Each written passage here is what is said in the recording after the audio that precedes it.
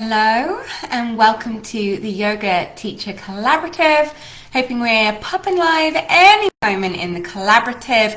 So welcome if you're here. Thank you so much for being in the Yoga Teacher Collaborative.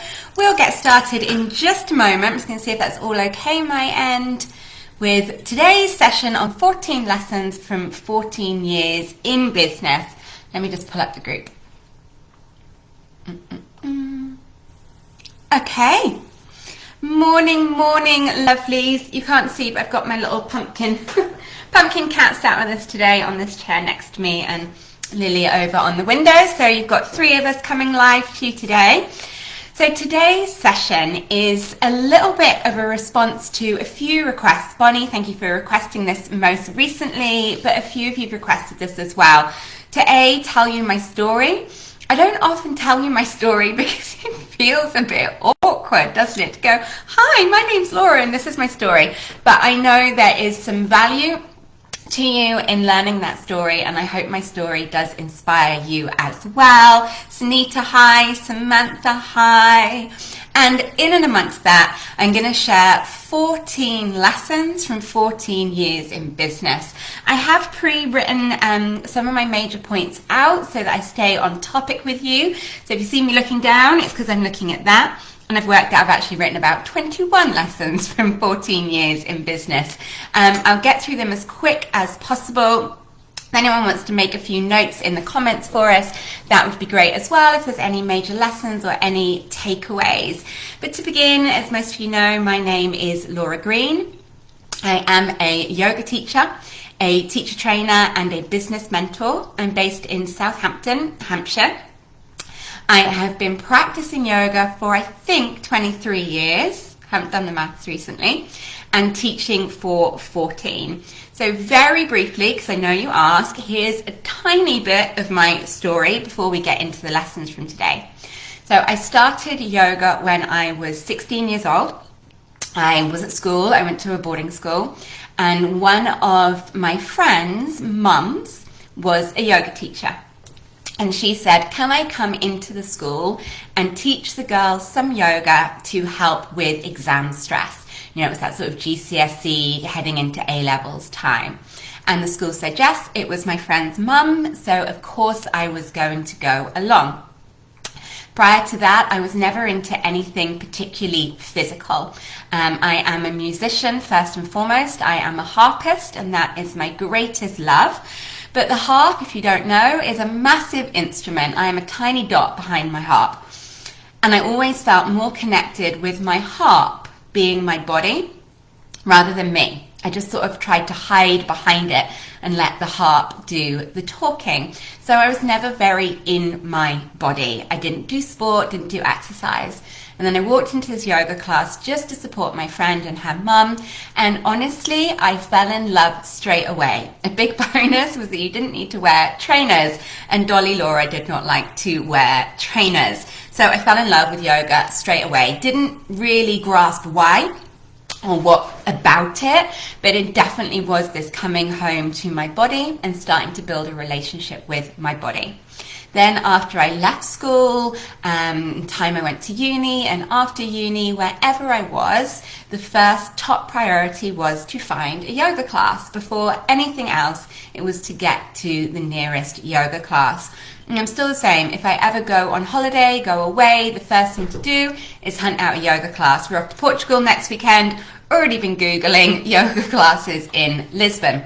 So I've had the pleasure of doing yoga with many different teachers. Then aside from that, after I finished uni, I went into the corporate working world. I did love the corporate working world. I worked in recruitment and I did love it. I know many people don't say that about recruitment, but I lost my sense of identity. I lost myself so much in the corporate work that I no longer was playing the harp. I was no longer really doing much of my yoga. I wasn't making time for the relationships in my life, and I'd lost my sense of me. Luckily, I realized that, and I knew that yoga was the way back to me. I'd still been dabbling in classes weekly, my own practice occasionally, but not as much as I wanted. So I enrolled in a kind of foundation yoga course. I teach something very similar now as an immersion course, a deeper diver course, but definitely not a teacher training, just an immersive course for people in yoga. And when I did that course, I was living in Southampton, the course was in Richmond in London, had to drive up and down all the time for it. This is when I started to explore more than just asana. And this is when my love affair with yoga really, really deepened, when I realized it was a life philosophy.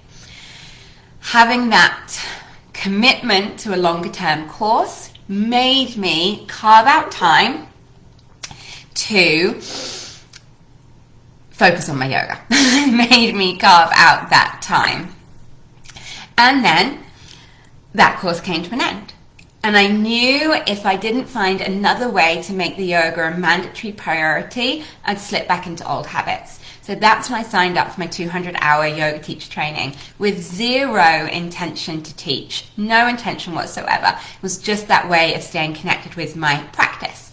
I remember at the end of the teacher training, some of the other people in the course had been teaching as the course had been going on. I hadn't felt confident, really wanted to feel like I'd got that certificate, I'd felt confident.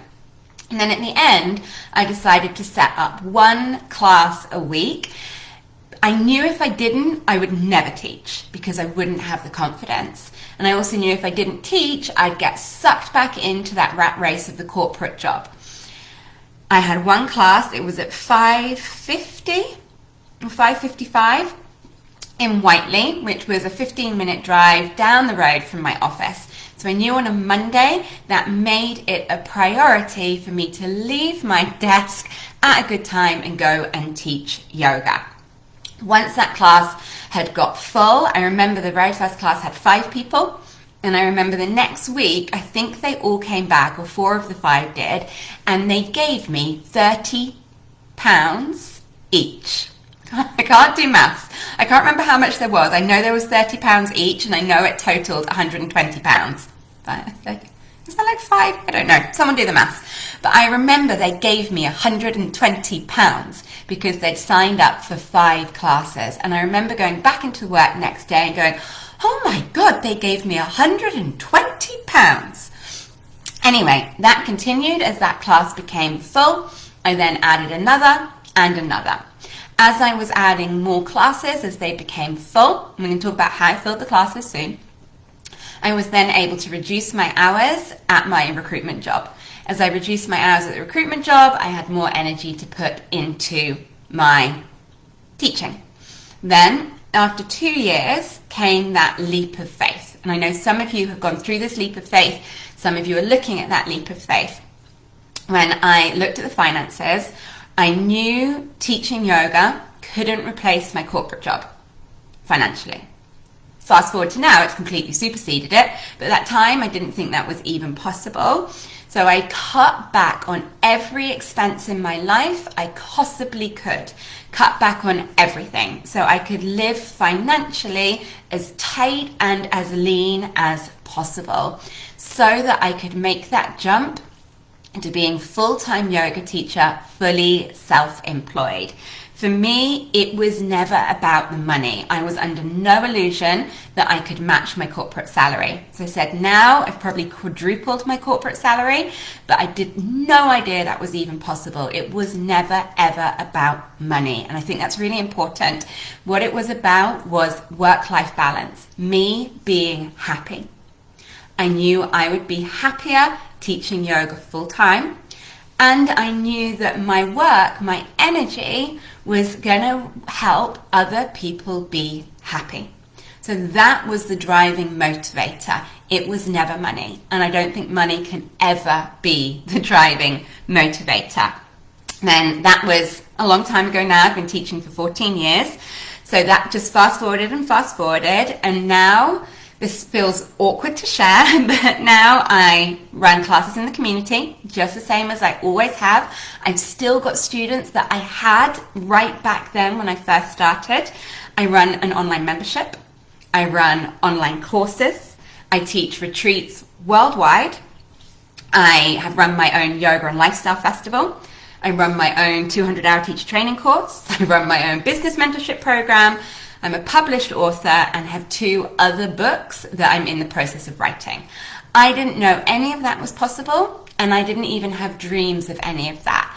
My motivation has always remained the same: to be happy, to help other people be happy, and to serve. So let's fast forwards on into 14, maybe 20 lessons from 14 years of business. Lesson 1, it takes time. It takes time. So if you need to have another job, another income for financial support, that is essential. From me starting teaching to leaving my corporate job, it took 2 years. That was 14 years ago. I now do teacher training, and I watch people in my teacher training, and those that go full time, again, it takes about 2 years. Lovely Gina, she did teacher training with me in 2020. She finished November 2020. No intention to teach full time, very much like me. Started teaching 1 class, more classes, more classes. Resigned from her corporate job in April. So again, hitting that 2-year mark. It takes time. So it really takes time to build your business. 2 years. So if you are going to need another full-time income, if you need income to pay bills, get another income stream. Get another job. It's going to take 2 years. Okay. And then that idea of it takes time applies to classes as well. If you are setting up a new class now, or you're looking to set up a new class in January, it is going to take time for that class to build, probably a year. Okay, 9 months to a year to know if a class is going to be successful. I look at classes such as my Chilworth class. I have taught that class for probably 12, 13 years, and it was my slowest class to build. It had about 5 people in it on average the first year, 7 people the second year, maybe 12 after that. Now it's consistently sold out and fully booked, but it took time. And what I notice as someone that is in village halls is I often see posters go up for brand new classes, be they yoga classes, Slimming World, Zumba, whatever it is. And then they're back down again in 6 weeks because people didn't have a full class or a class that was breaking even within the first 6 weeks, and they stopped it. That is probably one of the biggest things that's going to hamper you. It has to take time. You are not going to break even immediately. Any business, it takes a good chunk of time to break even, and then even longer to be in profit. So if you need another financial income stream to pay your bills and also to pay your hall hire whilst you're building up your class, do. It takes time. Number 2, it's a follow-on. Make long-term decisions, not impulsive reactions. So you have to be in this for the longer term. So an impulsive reaction is, say you've set up a new class, it's a few weeks in, you look at your booking system, and this week there's 1 person booked in. So you cancel the class because that 1 person wouldn't book the hall hire. That is an impulsive decision. And that 1 person who had booked that was going to show up for you, it's done many things with that relationship. On a deep subconscious level, it's a message to that person that they're not worth our time.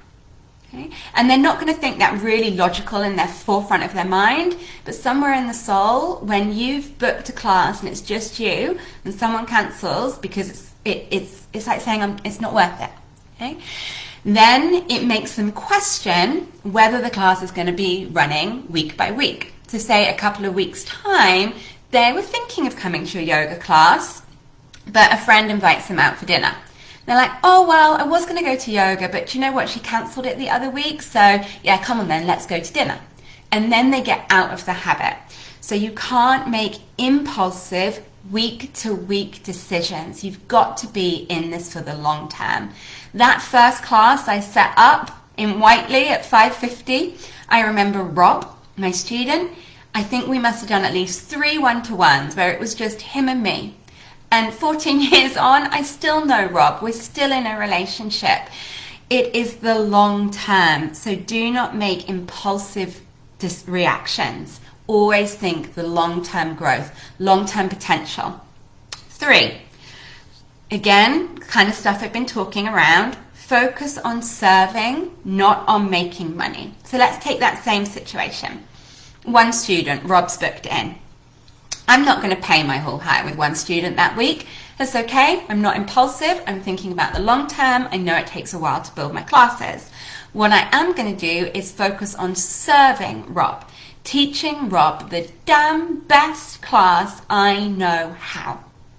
I'm going to make him feel so seen, so welcome, so nurtured, because I'm building a relationship and building a community for the next time. And then maybe I could say to Rob at the end of that class, it was so fun teaching you just today. I know it's a bit cheeky, but since you got a sneaky one-to-one, would you consider giving me a Google review? Or would you maybe bring a friend next week? So think about the long-term relationship. Sip tea. And that goes with everything. Focus on serving, not the income. Now, you might be saying, but I need the income. I need to pay my bills. Yes. When you are serving, you are really helping someone. You are making a real difference in their life, and people are prepared to pay for things that are important, that make a real difference in their life, and it'll become a priority. I have taught yoga through a pandemic and 2 recessions, and never has the pandemic or 2 recessions ever affected my class numbers. The cost of living crisis right now has had 0 effect on my class numbers and business. Why is that? Because my students do not view yoga as a luxury. When finances are tight, people draw in their belt, they let go of luxuries. But when you focus on serving and making a real difference, yoga is no longer a luxury, and people will go without other things like their Starbucks coffee to get to yoga. So if you focus on serving, make a real difference in someone's life, the income will follow, because people value things that make a difference. So when you're focusing on serving, it's about being generous. It's about going the extra mile. If a student says to you at class, I'm really not feeling great today, my IBS is playing up, say, okay, thank you for letting me know. And then maybe the next day you send them a message, or you send them an email saying, how are you feeling today? I know your IBS was rough yesterday. Here's a little YouTube video I found on some yoga to relieve the symptoms of IBS, or here's a little article I found. You go the extra mile, and those relationships will become relationships for the duration of your career. Many of my students I have taught for 14 years. So focus on serving. Trust that money, income follows when you are of service. Be generous. Go the extra mile with your students. Don't make impulsive decisions, and think about the long run. That's the first 3. Okay. Next one. All right. Next one. Beginner's mindset. Focus on beginners. So beginner's mindset, I've got a few points around this. When you're starting a new yoga class, or you're a new yoga teacher, you are going to predominantly attract beginners. Why? If they are not a beginner, they're either already going to a yoga class and have a teacher, and we don't poach. Maybe they'll do a couple of classes a week, that would be nice, but we don't poach. Or they have a home practice. Okay? So if it's not a beginner, they're not a beginner because they're already doing yoga, right? They're going to a class, they've got a home practice, they know what they're doing. It is most likely that if you are setting up a new class, you are going to attract new students. You'll pick up a couple of not beginners who are looking for an extra class a week, or maybe their class time's changed and they can't make it anymore, or someone that's relocated to the area. But 60 to 70% of the people in a brand new class are going to be beginners. So what do beginners want? They don't want to feel like a fool. They don't want to go in a class and feel like they're the only person that doesn't know what they're doing. They don't want to wonder why everybody's omming and what are they meant to do. Beginners feel most comfortable in beginners courses. Now, personally, I think they learn quicker in a mixed level class, but they feel more comfortable in a beginner's course. So if you are setting up something new, and remember I've got other videos on this, set up a beginner's course or a beginner's workshop that then feeds into a course. Then put your mind back in the beginner's mindset. Think through, why did you start yoga? What were you looking for and what would have attracted you? You've been probably doing yoga a long time, and if I say to you, why do you love yoga? You're going to give me some wonderful answer. Like, it's a deeply spiritual practice. It's improved my relationships with my family. It's saved my life. It's my lifeline. You're going to give me a real deep answer. But that's not why you started yoga. You started yoga probably for something very surface level. You were feeling stressed. You wanted to lose weight. I love that one. If someone comes to me for yoga and says, I want to lose weight, will yoga help me? I'm like, sure, come on in. You know, and what yoga's going to do is help improve their relationship with their body. Hey, Gina. But still, come on in. So I'd like you to, in beginner's mindset, and I do this on my teacher training and my immersion course, I ask people to tell me, why did you start yoga? Why do you do yoga now? And in your marketing, think back to not why do you do yoga now, think back to why did you start yoga? And they're the things that you're marketing. That's how you're talking to beginners. So you have to attract beginners and talk to beginners in beginners' language. For me, doesn't matter what gets them through the door. Yoga is so amazing that once someone's through the door and on the mat, it's going to change their life. Don't care what it takes to get you in. Okay. 4, don't rush. Okay, and this probably goes with a lot of the other stuff. It takes time. Don't make impulsive decisions, make long-term decisions, but don't rush. What I mean by this, and you've heard me say it before, is focus on one thing at a time. Start a class, fill it up, add another. Start a class, fill it up, add another. Now, I speak to my friend Lauren about this quite a lot because she's been teaching 9-10 years. When we started teaching, there was just yoga classes. There weren't day retreats. There weren't fancy courses. There weren't many workshops. I ran the first day retreat that there ever was in my town. You know, there weren't these things. So because those things didn't exist, other teachers weren't modeling them for us, we didn't rush. And this is kind of shiny object syndrome. Newer teachers see existing teachers doing really cool things. Like you've probably just seen taking 28 people to India on a retreat. That looks amazing. It took me 14 years to feel comfortable to host that kind of a retreat. You see teachers doing day retreats. You see teachers doing fun sound baths and cacao ceremonies and yoga journeys. And we get shiny object syndrome and we want that thing. And we want to do that thing. And yes, I encourage you, you want to do that thing, but don't rush to get there. Okay? If you put on a workshop, I put on my first workshop, it was Chakra Vinyasa after 2 years, I remember it. If you put it on too soon, you'll then be getting stressed about marketing it and filling it. If you put on a day retreat too soon, you'll be getting stressed about marketing and filling it. If you put on a weekend or a week retreat abroad, you're going to have the added serious financial pressure on them and then getting stressed about it. You don't want to have to be advertising to cold audiences to fill your events, workshops, and retreats. Do not rush. You have to understand the funnel. So the funnel is how do you funnel those students in? First, it starts with often a free first class or an incentive to try your class. Someone will dip their toe in. And then they'll start to come to class every week. And then maybe they sign up for a block or they sign up for a subscription and they become a regular weekly student. Then they might do a workshop. Then after they've done a few workshops, maybe they'll invest more money and come on a day retreat. Once they've invested in a day retreat, maybe they'll invest more money and come on a weekend retreat. Maybe they'll then invest more money and come on a week retreat abroad. My screen's just turned off. Oh, what happened? Oh no, you're over there, it's fine.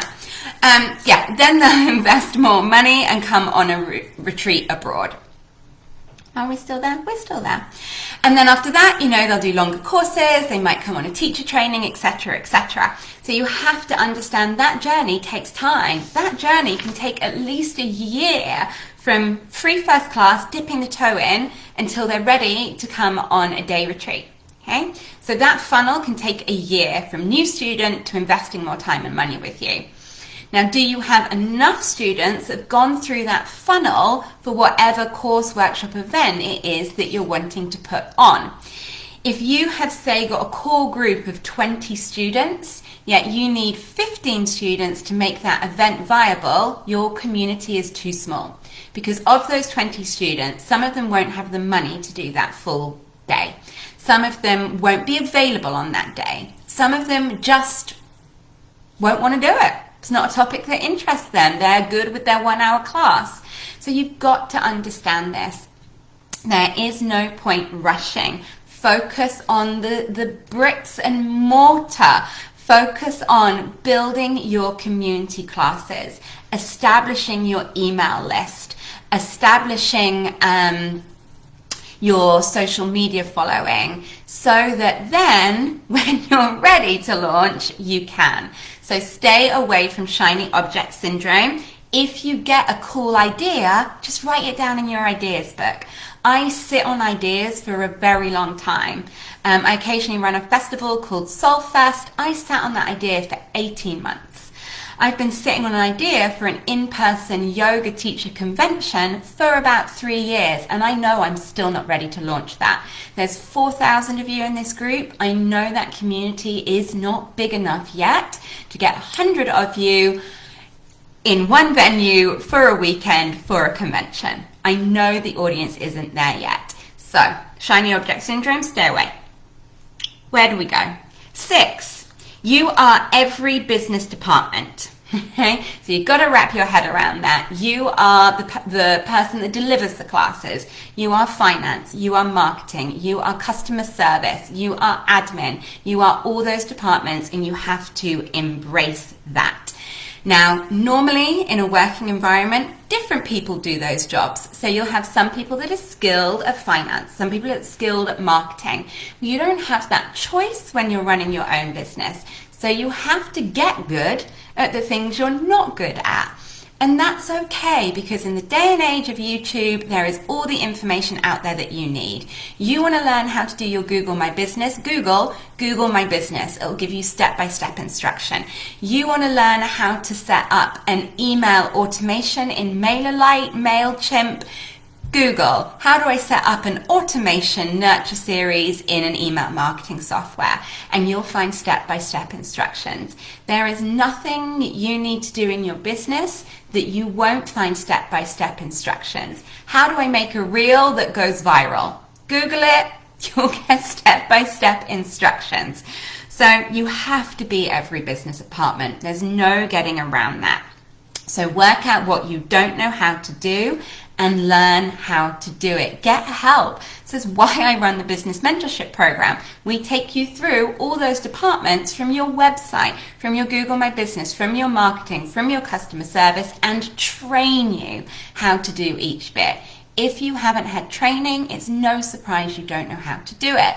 You did your yoga teacher training to teach you how to teach. Then you have to do training in all the other departments if you want a business that thrives. And honestly, it's about being realistic. Where my business is now, I spend 70% of time working in all the departments, customer service, finance, marketing, admin, and I spend 30% of my time teaching yoga. Okay? If you're starting out, you could probably manage 50-50. 50% of your time teaching yoga, 50% of your time in the other departments. You've got to be honest about that.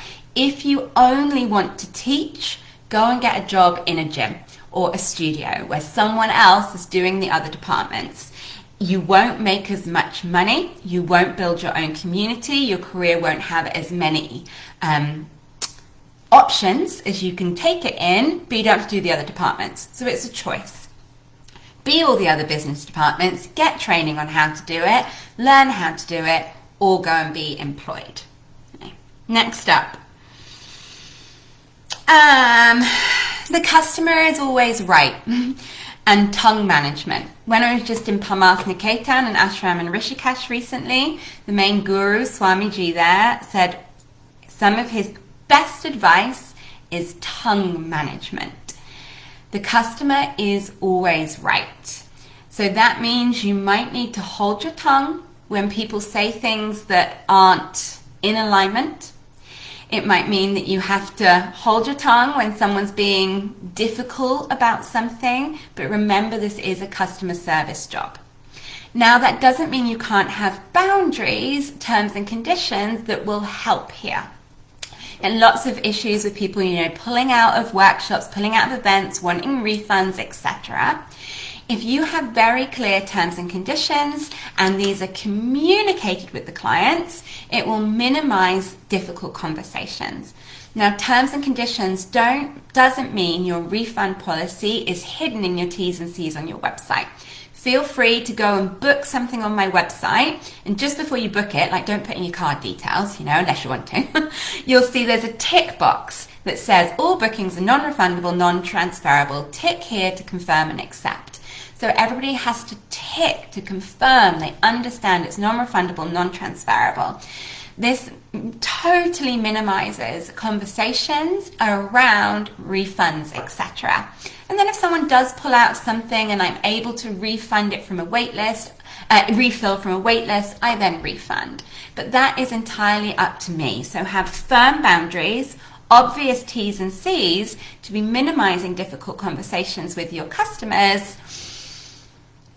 And then still tongue management. The customer is always right. 9, you can't serve everyone. You are the brand. We spoke about niche last week. I don't love niche, but own yourself as the brand. Own your own identity, your own uniqueness. 2 seconds, that's the postie. Hey, I'm just in a meeting. Are you okay to leave it? You've got a sign for it. Okay. 2 seconds. 2 seconds. I've got a sign for something.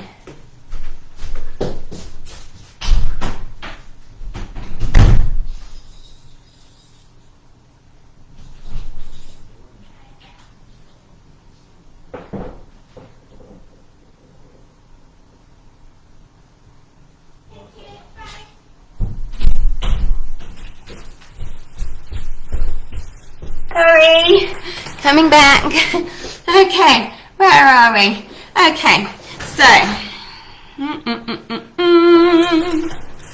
you can't serve everybody. Just own your own identity. Own what you are passionate about as teachers. If you want to teach chair yoga, teach chair yoga. If chair yoga doesn't excite you, refer on to another teacher. Own you, own your own identity, what excites you. If you like a gentle class, teach a gentle class. If you like a powerful vinyasa practice, teach that. Be you. You are your niche, you are your brand. Okay, next. 10. You have to put the work in. The universe rewards hard work. You're growing a business, it's going to be hard, and there's going to be things that you don't want to do because they're outside of your comfort zone. Like showing up on video. I show up here nearly every week with you. I didn't used to be comfortable on video. It gets comfortable. Don't like putting your face on photographs. I get it, but still, people have to make a relationship with you, and they're only going to feel like they know you if they've got that relationship from knowing what you look like, knowing what you sound like, seeing you on video. So you've got to be prepared to do things outside of your comfort zone, grow and expand, and be nervous doing things. It will get easier. Okay, next up, plan your customer journey. Think about the journey from finding your website or being recommended to you. Then they go on your website or they ring you. How does that process go? Is there a free first class? Is it easy for a beginner to find out what they need? Is it easy for them to find your classes? Is it easy for them to book your classes? Do you get a personal, oh my God, really looking forward to seeing you? Do you have a yoga mat? Do you need me to bring you anything? Do you send them a personal message before their first class? Then when that student walks into the first class, do you greet them, introduce yourself by name and ask them their name? Do you introduce them to someone else on the mat? Do you try and catch them at the end of class and say thank you? Do you send them a follow-up email or message afterwards saying thank you? Literally plan out your new customer journey, step by step, from inquiring to becoming a long-term student. Plan that out as a customer service administrative task, and then say, would I go on this journey? Would this feel good for me? Or is something confusing? Is something not working in there? So plan out your customer journey.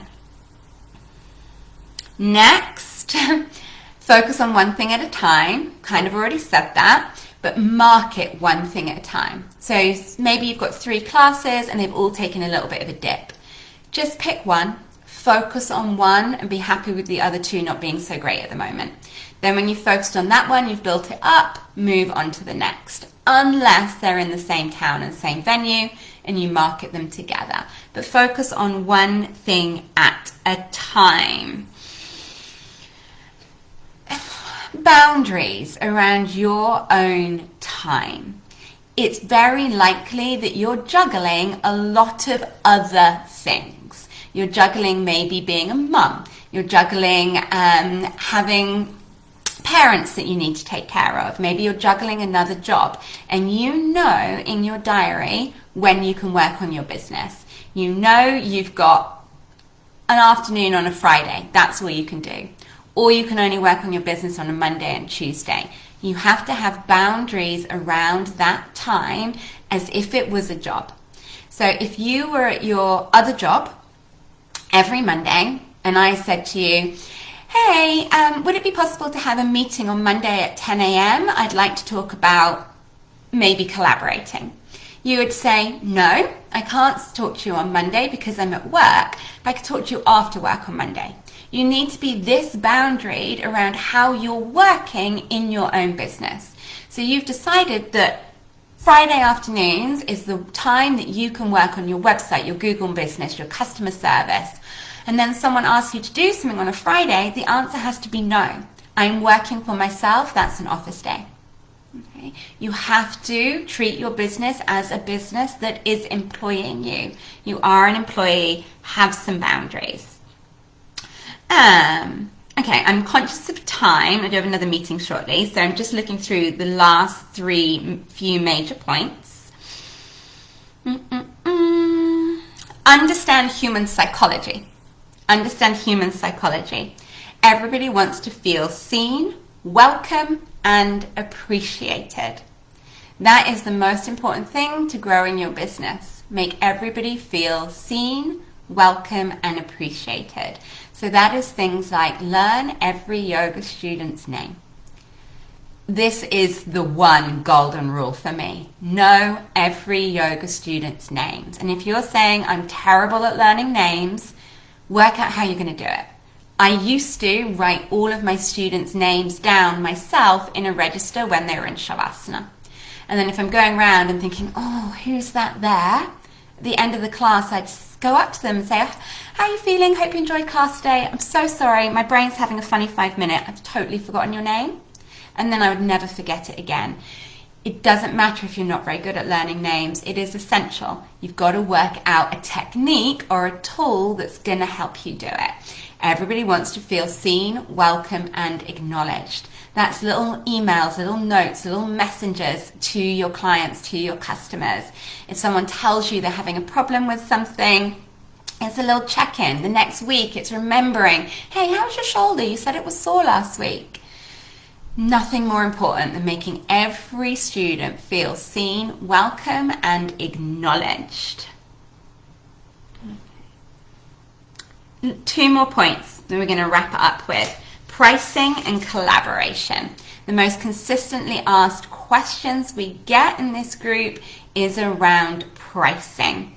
No, there's no set price for anything. There is no set price. So straight out just asking, what should I charge to teach yoga at Hindu? What should I charge to teach a 60-minute at a corporate? There's no set price. And when you ask, you'll get a huge range from people who undercharge at £35 to people who have had experience being able to charge a lot more money for things. Instead, work on fair pricing. What is a fair amount for you to earn for the full length of time that's going to take you from prep, travel, and being there? What is fair for the people to pay so it's fairly affordable for them? What's fair to pay anyone that you're having to work with to do this event? So if you're having to book a hall or book a caterer, we want everything to be fair for you, fair for collaborators, and fair for your clients. Think about fair pricing rather than affordable pricing. Is it fair? And no, it is okay for you to charge well for your time. If I didn't charge well, I would still have to have another job. If I had another job still working full time in recruitment, I wouldn't be able to run as many classes. I wouldn't be able to spend my time here with you now. I wouldn't be able to do as much. So charge fairly. Fair, not affordable. Fair pricing for all. So many teachers work on it being affordable, and then they're not paying themselves a fair rate. Like somebody asked in this group recently about how much to charge, and they said where they were, people were charging £5 to £7 for a corporate class, a community class, and that her venue could take 5 to 6 people. She's not going to end up paying herself minimum wage with that setup. Okay? So it has to be fair for everybody, and that includes you. Lastly, other yoga teachers. They are your friends, they are your collaborators, they're not your competition. If following other yoga teachers on social media makes you feel bad, stop following them. And then start to reach out to other yoga teachers in your town, in your area, and invite them for a cup of tea, invite them for a walk, and make friends. See yoga teachers as your friends, your colleagues, and in future, your collaborators, not your competition, my lovelies. Okay, so I lost the count of my 14, but I think we've covered a lot here. Any questions, let me know in the comments. Let me know your main takeaways from today as well. And Bonnie, thank you for asking, my lovelies. I'll see you again soon. Bye for now.